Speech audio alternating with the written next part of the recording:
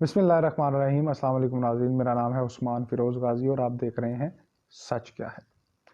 नाज़रीन, इस नशिस्त में दो ख़बरों पर बात होगी, एक अच्छी और एक बुरी। पहले बुरी ख़बर का तज़किरा करेंगे और फिर होगी अच्छी ख़बर, क्योंकि पाकिस्तान के मौजूदा हालात में बुरी ख़बरें रोज़ का मामूल बन गई हैं।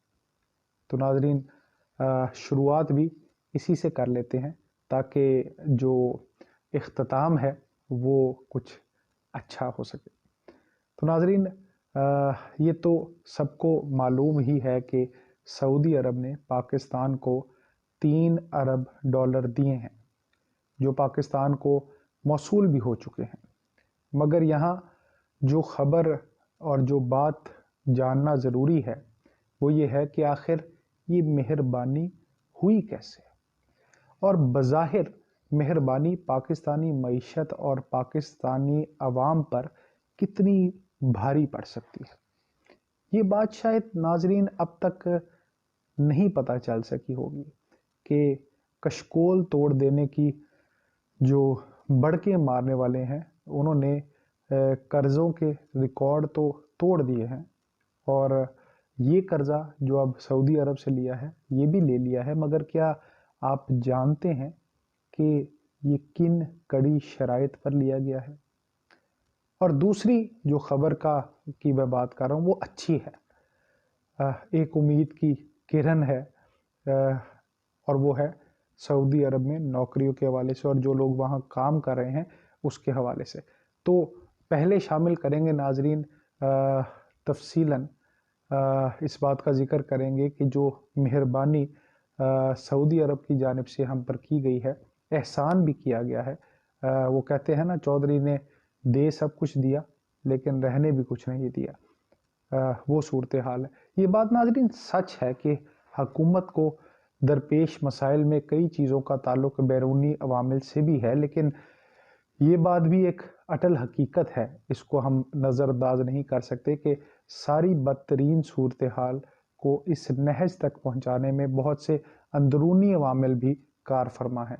यानी तहरीक इंसाफ का हुकूमत में आने से पहले किसी किस्म का होमवर्क ना होना, प्रोफेशनल्स की कमी, और सबसे बढ़कर बैड गवर्नेंस, कुछ ऐसी चीज़ें हैं कि जिनके बाइस कप्तान की हुकूमत ना तो आवाम से किए गए वादे पूरे कर सकी है और ना ही अपने जो अहदाफ थे उनको हासिल कर सकी है। उल्टा मैं तो ये कहूँगा नाजरीन कि अवाम को एक ना ख़त्म होने वाला महंगाई और लाकानूनियत का अजाब जो है वो दे दिया है, उससे दो चार है हमारी कौम, जिसमें 2 वक्त की रोटी कमाना भी उनके लिए बहुत महाल हो गया है।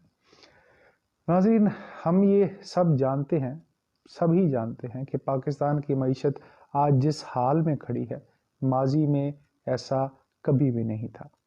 महंगाई का डंके की चोट पर एतराफ़ तो हुकूमती वज़रा कर ही रहे हैं, मगर IMF के चुंगल में ये जो फंसे हुक्मरान हैं, अब अपनी जान की अमान के लिए, अमान पाने के लिए सऊदी अरब के पास जा चुके हैं, जहाँ से मदद तो मिल गई है नाजरीन, मगर हजीमत के साथ, बेइज्जती के साथ, तकलीफ के साथ। किन कड़ी शराइत पर यह मुआहिदा हुआ है, इसकी तफसीलात कुछ यूँ हैं। मैंने आपको कहा था कि मैं आपको बताऊंगा, तो वो जो तफसीलात हैं वो ऐसे हैं कि सऊदी फंड फॉर डेवलपमेंट और स्टेट बैंक ऑफ पाकिस्तान के माबैन इस हवाले से नाज़रीन मुआहिदा तय पा गया है, और ये रकम जो है 3 अरब डॉलर की, ये जो स्टेट बैंक में पाकिस्तान में जमा भी करवा दी गई है। लेकिन जिन शराइत पर यह मुआहिदा किया गया है, इसने एक नई बहस को जन्म दे दिया है। अब नाज़रीन, जो मुआशी तज्ज़ियाकार हैं वो कहते हैं कि सऊदी अरब की तरफ से पहली बार इस तरह की कड़ी शराइत पेश की गई हैं जिनकी माजी में कोई मिसाल नहीं मिलती।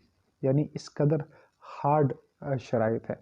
अब वो शराइत क्या हैं, और मज़े की बात यह है कि पहली बार ये जो तमाम शराइत हैं ये बिल्कुल 100% कमर्शियल बुनियादों पर है।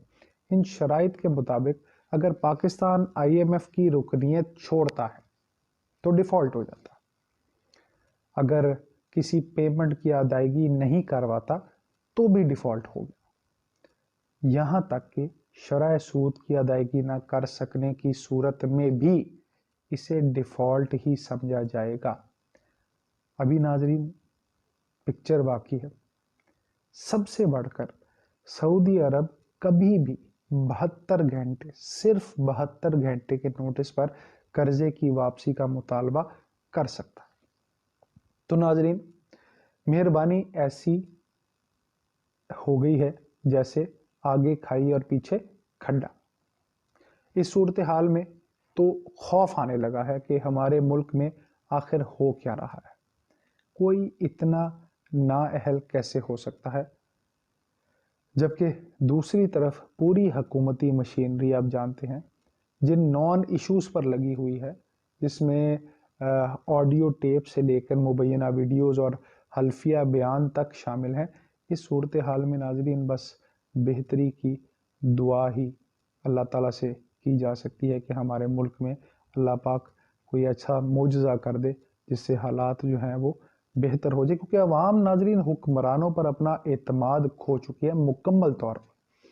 اب اس بری صورتحال میں روشنی کی ایک کرن ہے، جو میں نے آپ سے پہلے بھی کہا تھا کہ وہ صورتحال تو میں نے آپ کو بتا دی ہے بری والی۔ اب اچھی خبر کی طرف آتے ہیں کہ جو اچھی خبر ہے وہ ایک امید کی کرن کی طرح ہے، اور وہ یہ ہے کہ پاکستان اور سعودی عرب نے ورکرز کی بھرتیوں اور میں پاکستانی افرادی قوت جو ہے اس کی مہارت کی تصدیق سے متعلق معاہدوں پر دستخط کر دیے ہیں۔ اب اس سے ہوگا کیا؟ معاہدے پر ناظرین وفاقی وزیر تعلیم جو ہے شفقت محمود اور سعودی عرب کی جانب سے ڈاکٹر احمد جبار نے دستخط کیے ہیں۔ مشترکہ بیان میں ان دونوں کے یہ جو کہا گیا ہے کہ یہ معاہدہ سعودی عرب میں پاکستانی کارکنان کی بھرتی میں معاون اور مددگار ہوگا۔ اس سے وہاں کام کرنے والے ملازمین کو قانونی تحفظ بھی مل سکے گا۔ اس کے علاوہ یہ معاہدہ پاکستانی شہریوں کو ملازمت دینے والی ایجنسیوں، کمپنیوں اور دفاتر کے خلاف قانونی چارہ جوئی میں بھی مدد فراہم کرے گا۔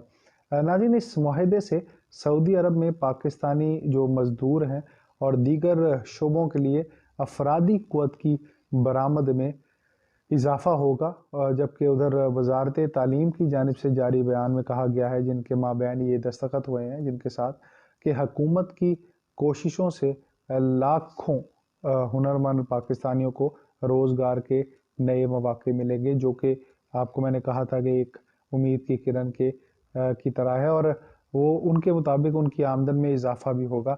ناظرین واضح رہے کہ اس وقت سعودی عرب میں کام کرنے والے پاکستانیوں کی تعداد لاکھوں میں ہے، اور جو پاکستانی معیشت کو استحکام دینے کے لیے ترسیلات زر کا اہم ذریعہ ہیں، تاہم ان کی زیادہ تر تعداد غیر ہنرمند افراد پر مشتمل ہے۔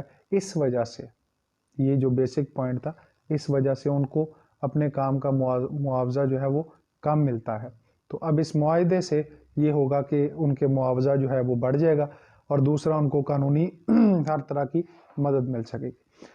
تو ناظرین بظاہر میں نے آپ کو ایک بری سٹوری اور ایک اچھی سٹوری، دو ہی سٹوریز بتائی ہیں، لیکن جو پہلی سٹوری ہے، جو بری سٹوری ہے، وہ بڑی خطرناک ہے، بڑی خطرناک صورتحال ہے۔ یقیناً دوسری سٹوری ایک امید کی کرن تو ہے، لیکن جو بڑا خطرہ ہے اس کو نمٹنے کے لیے بڑی تیاری کرنے کی ضرورت ہے۔ نان ایشوز سے جو مین ایشوز ہیں ان کی طرف توجہ دینا زیادہ بہتر رہے گا۔ نان ایشوز کو ہمیں بھولنا ہوگا، کیونکہ پاکستان ہے تو ہم ہیں، ہم سب کو اپنی ملک کی بہتری کے لیے دعا کرنی ہوگی۔ ضرور سوچئے سمجھیے، کیونکہ ناظرین پاکستان آپ سے